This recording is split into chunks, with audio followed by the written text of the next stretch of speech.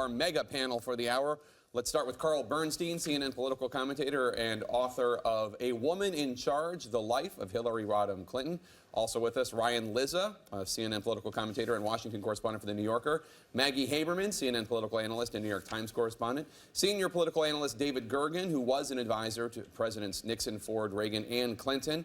Also with us, political commentators Jeffrey Lord and Anna Navarro. He's a Trump supporter who was Reagan White House political director. She was a Jeb Bush supporter. Also, the former governor of Michigan joins us, Jennifer Granholm. She's a senior advisor to Correct the Record, a super PAC that supports Hillary Clinton.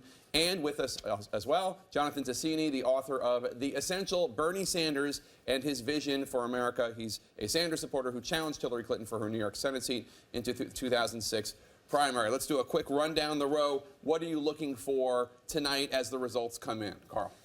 Black turnout, whether Hillary will continue to get huge black support and get people to the polls, and whether young people are going to come out enough to support Bernie Sanders to the point where he can get her numbers down to below single digits, 8-9%, would be very good for him in this situation. Ryan? Well, the expectations are sort of out of control for the two frontrunners, right? It's their home states here, so it's about how big a blowout Donald Trump and Hillary Clinton have. And on the Trump side, very specifically, the delegates, because we all know it's now a battle to deny him that 1237. And so does he hit 95 delegates, or does Ted Cruz and John Kasich eat into that delegate count He needs tonight? to get 50% in all of the 27 congressional districts. And he'll to take get home all 95, yeah. Really run the table. Maggie. That's right.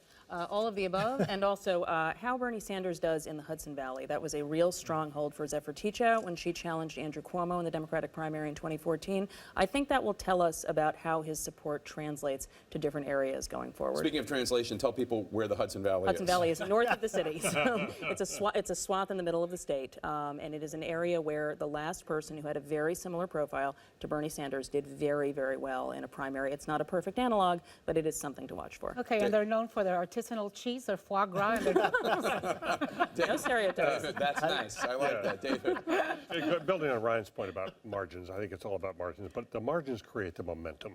And I thought the momentum was going to shift more in Cruz's direction after Wisconsin. It looked like, the odds were favoring him because he's got the inside game playing so well. But if Trump can really roll up the score here and then do that in Pennsylvania and Connecticut, I think it's going to be very different. And going into the convention, there's going to be a sense maybe the man with the most votes should indeed take it, as 62% of Republicans now say. And I think that's part, Jeffrey, of his strategy now of a more restrained Donald Trump. Is that right? Presidential?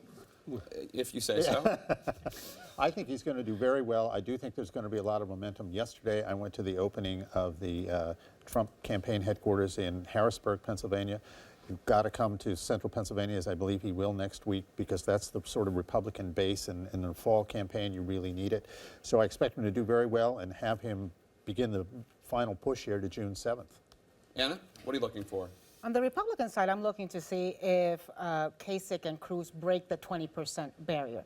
Are we going to have... You get no delegates if you don't break that barrier. Exactly. So at the end of the night, are we going to be left wondering, should Ted Cruz have coordinated with John Kasich here so that John Kasich who was the second in most polls, could have taken New York and maybe taken some delegates? If Donald Trump ends up with all the delegates, if neither Kasich nor Cruz ends up with any delegates, I think that the answer to that will be yes, and Ted Cruz will come home and regret it tomorrow. On the Democratic side, I'm looking to see how Bernie Sanders does with diversity voters. He's had a very hard time until now. New York is a microcosm of America where we have a lot of diversity within the state. I want to see how he does with Latinos. I want to see how he does with African Americans, with young people, with women around. So just look at the entire spectrum.